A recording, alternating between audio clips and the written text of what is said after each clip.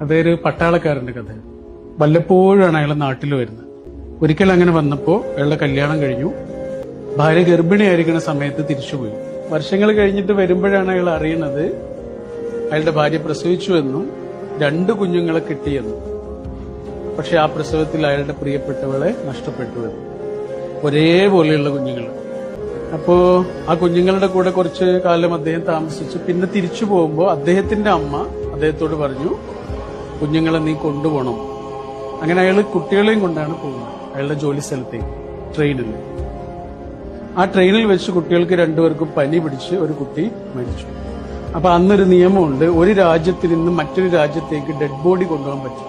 അപ്പൊ ട്രെയിനിലെ ഉദ്യോഗസ്ഥർ വന്നിട്ട് അദ്ദേഹത്തോട് പറഞ്ഞു, അത് പറ്റാത്തതുകൊണ്ട് നമ്മളൊരു പാലത്തിന്റെ മുകളിലൂടെ പോകുന്ന സമയത്ത് കുട്ടിയെ പുഴയിലേക്ക് എറിയണം. ആ അച്ഛൻ കുട്ടിയുടെ ഡെഡ് ബോഡി പുഴയിലേക്ക് വലിച്ചു. പിന്നെ അദ്ദേഹം മറ്റേ കുട്ടിയുടെ അടുത്ത് ഇങ്ങനെ വന്നിരിക്കുക.